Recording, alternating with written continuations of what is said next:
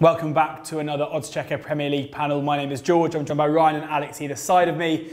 We're all gutted that the UEFA Nations League is over, obviously, but the return of the Premier League does mean that we can get back to this and go through what we think is going to happen in each of the Premier League games over this weekend. We're going to get straight into it with the game of the weekend, undoubtedly Spurs hosting Liverpool. A few injury problems for Spurs. Is that going to affect them? Coming to my left first, Ryan, what do you reckon? Well, first of all, I think we're a bit harsh on the Nations League. It's the first time in a long time. I said we were gutted it was over. All right, I'll let you off then. Game of the weekend, potentially, I think it probably is. We're not going to see a repeat of last year's thrashing of Liverpool. It's going to be a much closer game this time round. But we'll see goals, as per Liverpool this season and most seasons in the past. 2-2. It's going to be an exciting one. Score draw. What do you reckon? I think it's billed as the game of the weekend, but I don't think it actually will be. Spurs have got a very good record at Wembley. They've won 14 out of 17 there. But notably, the games they lost there last season against Chelsea, Juve and City, all big games. I think Liverpool will definitely be up for this and come at them. They've yet to hit top gear, and it will be a 1-1 draw. Without Dele, Ali and Lloris, Spurs could be in trouble. 1-1 draw and a 2-2 draw. I'm going to go further the other way. I think it's going to be a Liverpool victory, a pretty comfortable one at that as well. I think Spurs are flattered to deceive this season. No Hugo Lloris, no Dele Alli. I think this is going to be fairly plain sailing for them as well. I think 2-0 to Liverpool, given that I think Spurs, even, they beat United 3-0, but I think they could have lost that game. Liverpool are about 5 times better than United as well. So I think Liverpool are going to coast this one. On to Bournemouth, Leicester next. In the first of the 3 o'clock kickoffs we're going to cover. What do you reckon here? Well, there's definitely going to be goals. 19 out of 25 of the last Bournemouth games have returned over 2.5 goals. And Leicester matches average over 3 goals a game. So definitely goals, 2-2 draw. This could be the thriller. This could be the game of the weekend. Oh, game of the weekend, Bournemouth-Leicester. Do you agree? In part, yes. Bournemouth are one of those teams who you don't really know who's going to turn up because they can't really defend and they score plenty of goals. I'm not sure it'll be as exciting as you bill it though, unfortunately. Leicester on the Puel aren't exactly the most swashbuckling team in the league either, and I think it'll be a 1-1 draw and a relatively turgid one too. So many score draws. I'm joining you as well. I think 1-1 draw. I think that Bournemouth seem to have tightened up a little bit at the back so far this season. Leicester I'm still not convinced by at all. Bournemouth obviously decent at home, so I agree. A score draw. Sorry. I would just say that also Jamie Vardy's back. Yeah. And that's something to consider in terms of Leicester's swashbuckling style. I think Steve Cook's would absolutely love coming up against Jamie Vardy as ever. Played against each other a few times before. To Stamford Bridge now, where unbeaten Chelsea, maybe going under the radar a little bit, going for 5 from 5. Shouldn't get much easier than this. Hosting Cardiff, Neil Warnock saying though in the press that he's seen enough from his Cardiff team to suggest that they're going to cause big teams problems. Do you agree? Yes, however, not against Chelsea away from home. I do actually like Cardiff. They've got a lot of heart about them. I love Warnock. You know, the siege mentality he's created is really quite wholesome. Not in like a sort of nasty Mourinho way, but you know, everyone wants Cardiff to do well, don't they? Everyone loves Warnock. Not those of us who batten to go down. However, yes, you're right. Chelsea have gone under the radar this season, and I've been really impressed with them. And they're going to win very comfortably. They're going to win 3-0. 3-0. I despise Neil Warnock, and I think Cardiff are one of the worst Premier League teams we might have ever seen, potentially since Derby. Without Neil Etheridge saving a few penalties, it could be even worse for them, and Chelsea will decimate them this weekend. It will be 3-0, and Hazard will definitely score. Both saying 3-0. I'm agreeing with you, but I think Cardiff might sneak a goal. I don't think Chelsea are going to keep many clean sheets this season. I think the style of play that Cardiff will impose when they do very kind of sparingly get past the halfway line will be up and amongst them, and I think that Chelsea will be pretty comfortable. They'll dominate possession, and I can see Cardiff nicking one on the break. So I'm going for 3-1 in that one. Another team who've had a dire start to the season are Huddersfield, and they host Crystal Palace, who've got off to what looked like a decent start, but now they're on just 3 points after 4 games, after some good performances early on. Is this the game to get Palace back on track, or is this going to be where Huddersfield can finally get their first win of the season? Well, if Cardiff are an awful team, I think Huddersfield are very bad. The highest expected goals they've achieved in any game this season is 0.66, including 0.24 expected goals at home to Cardiff, despite having 70% possession. They will struggle to score against a Palace team that I agree have been rocking. Much will depend on whether Wilfried Zaha's fit. I don't think he will be, but Palace can still nick this 1-0. This will be a terrible game. Do you agree that Zaha is the key here? Yeah, well, Roy Hodgson alluded to the fact that Zaha's back in training, and you think if he's 70-80% he'll start, because we all know what Palace like when they don't have Zaha. And of course, you don't really need the expected goal stat to realise that Huddersfield are dump, basically, and they're going to go down this season, along with, unfortunately, probably Cardiff. And Zaha will play. That's my gut, and Palace will win 2-1. It's interesting the focus is on Zaha because another player who's out is Christian Benteke, and that could really help Crystal Palace here. So obviously Benteke is struggling for goals at the moment. Having said that, I'm not entirely sure they've got the players to come in for him who'd improve them too much. You mentioned Huddersfield very poor going forward. I think that without Zaha, Palace are pretty poor going forward as well. So I'm going for a 0-0 stalemate at Huddersfield, which Huddersfield would probably take at the moment, and maybe Palace would too. Man City host Fulham. This should be an entertaining game. Two teams who definitely like to get the ball down and play. I think everyone still assumes that City will be able to see off Fulham despite any threat Fulham might pose. Do you agree? Yes, much has been made, of course, of Fulham's style of play. Very entertaining, very possession-oriented. I think only 3 teams in the league have more possession than Fulham on average, which is quite impressive for a promoted side. However, we don't know how they'll play against a side like Man City, a top 6 side. And unfortunately for them, Jukanovic will stick to his guns. He'll still stick to his principles, try and play football, and City will decimate them. Fulham will score, because City have that knack of conceding the odd silly goal, like against Cardiff, and it'll be 4-1. A comfortable 4-1 for Man City. 4-1 to Manchester City. What do you reckon? I completely agree with Ryan, unfortunately. Unfortunately? Yeah, unfortunately for my prediction being winning correct. tips to this. Indeed, Perfect, yeah. Indeed. Reputation down the toilet. Well, yes, City, I said last week, leaky at the back. The only game they haven't conceded him is against Arsenal. I think Mitrovic scored 4 in 4. He's looking very good. Fulham will score. City will win. It'll be 3-1. I think Aguero, he's got 27 in 33 versus newly promoted teams. He looks pretty set to score this weekend, 3-1 City. It's a superb stat, that. Yeah, I think I agree. I do think that this is going to be, we're going to see how good a manager Slaviša Jukanovic is here, because a couple of years ago Fulham played Tottenham in the FA Cup and everyone was very excited to see how the two styles would match, and he didn't change the game plan at all and they were completely played off the park. So I think if he tried to do that again, a similar thing could happen. So I think we could see Fulham dropping deeper a little bit, which we don't normally see. However, I don't think they'll have enough to stop City. I think it's going to be a valiant 2-0 defeat for Fulham. So City to get past them 2-0, it might take them a while to break the deadlock, but eventually they should get through. Newcastle, a team that lost to City last time out, playing against Arsenal, hosting Arsenal. Arsenal obviously getting off to not necessarily the best start under Emery, but they're getting there. Is this another tricky game for Emery, or should he be able to get past Rafa Benitez's Newcastle? I think this is definitely a tricky game for Emery.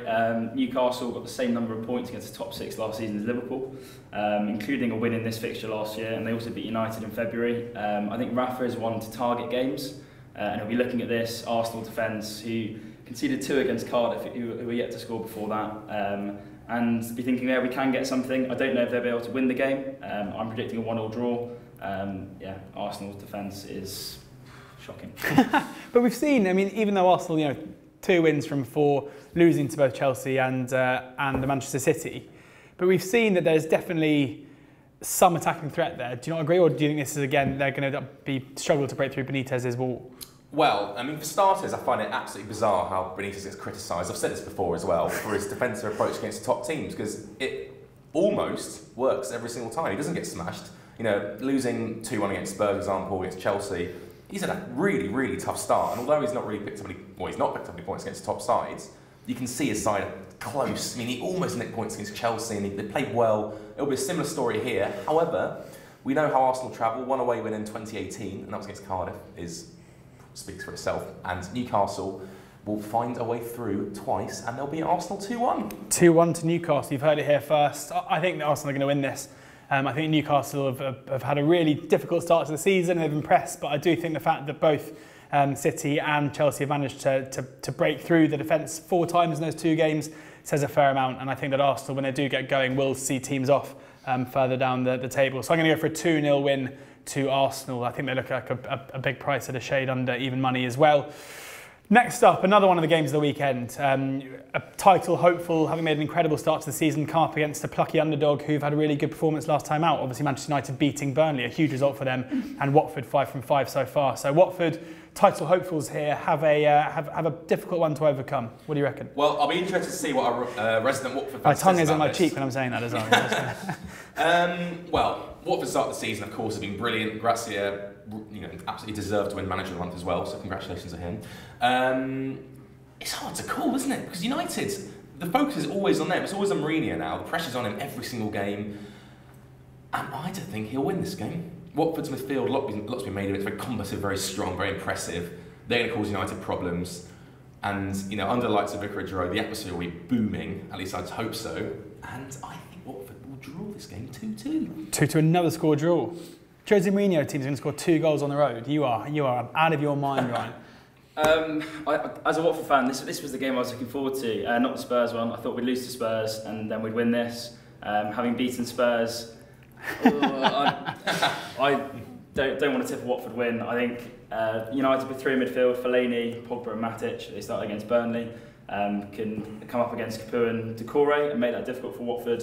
Watford will be really, really up for this game, and I think it will be a belter, but a low-scoring one, and United might win 1-0. United to win 1-0. Yeah. I mean, obviously United have had some troubles at Vicarage Road in the past. A couple of years ago, remember that Troy Deeney penalty later on to win, is it 3-1? Yeah. I think it's going to be a really difficult game for United. I don't know how United will set up into the game. I think if they drop deep, it'll invite Watford pressure onto them. I think if they try and control the game forward, I think Watford will be very difficult on the counter-attack. I'm going to go for 0-0. I think this is a horrible game for Mourinho to come into, especially under the pressure he's in at the moment.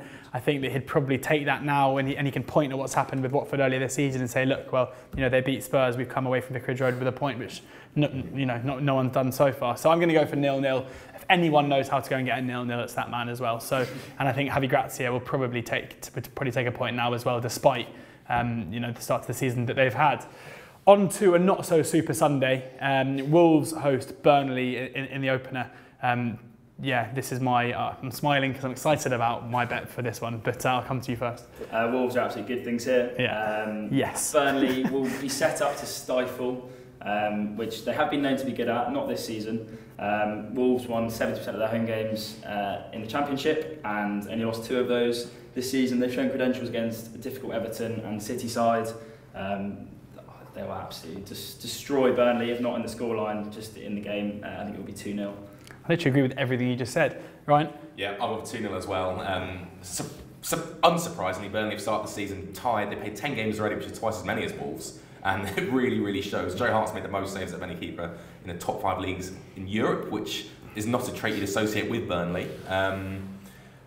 And Wolves, they're improving every game, aren't they? That last-minute winner against West Ham is going to do wonders for their confidence, and they go from strength to strength, and it's perfect time to play Burnley, despite the international break probably giving them a bit of rest. Well, that's my only concern, is that Burnley, A lot of their players didn't have to go on international break. B, they've got that, after having that horrible Europa League schedule, they're now going to be slightly refreshed. But having said that, I still think that this Wolves team, I said it when we were next door in the last one we did, is being priced up wrong. We saw pre-season and the price moved so much, and it seemed to have regressed a bit after a bit of a sticky start with that loss to Leicester.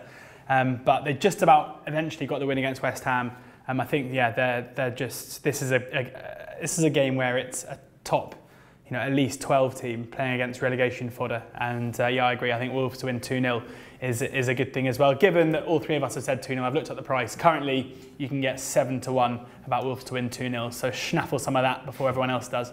Everton against West Ham now. West Ham absolutely desperate for a point, but probably not the easiest place to get it. No, and it might seem like the pointless West Ham adage that they've been sort of tagged with will continue. Their midfield is absolutely shocking. It's like they run through treacle, all of them. Wilshere, Noble. Treacle against the Toffees. Yeah, indeed, and I think Toffees will come out on top, which is probably highly tipped by many. Even 19-17 to win, which is actually. I smell a Super Sunday double coming on. The Wolves-Everton double is going to cost the bookies a pretty penny, I thought. I think it will as well. West Ham, Felipe Anderson's been their only shining star, maybe Fabianski as well, but they just look out of ideas. Pellegrini. If he loses this, he's in big trouble. So I've gone for 2-1 Everton. 2-1. Well, George, after your Super Sunday double last week landed with Arsenal and Man United, I'll have to row in with you again here. Although I do have the slightly unpopular opinion, I don't think Everton are that good. No, nor do I. And no Richarlison, no Yerry Mina obviously hasn't played yet, potentially no Theo Walcott. They drew 1-1 with Huddersfield last week. We've already discussed how bad they are. It just helps that West Ham really are truly shocking. But Pellegrini needs to win this, and I think they have to be better. And I think they could nick a point 1-1. That's purely down to the fact that I think Everton just aren't as good as everyone's billing them to be. Yeah, I agree with you. I can't predict West Ham to do anything though. I just haven't seen enough. I haven't seen anything to suggest that they could do. So I'm going to really sit on the fence here and say 1-0 Everton. Just one of those games where I'm not convinced about Everton at all. You mentioned the players who are missing. I mean, I think I say it every week, but like St. Tosin is going to score at some stage, surely. Maybe this will be the game where he can capitalise on what's a pretty poor West Ham back line, and he can get them over the line 1-0. But I'm in agreement with you about Everton maybe being a touch overrated by the general public psyche. They seem to be the clear favourites to finish 7th, and I do not agree with that at all. Monday Night Football, a bit of a South Coast derby here. Southampton hosting Brighton. Two teams who, I think Brighton are in need of a victory, it's fair to say, and Southampton obviously turning something of a corner. Obviously, you're a Brighton fan, so we'll come to you second. Is this going to be more of the same as Mark Hughes turned the corner for Southampton, or is this going to be a tricky game? Well, if you've got Monday night plans, don't cancel them. Southampton, brilliant win at Palace. They beat Brighton in the League Cup. Maybe that shouldn't pay too much credence to that.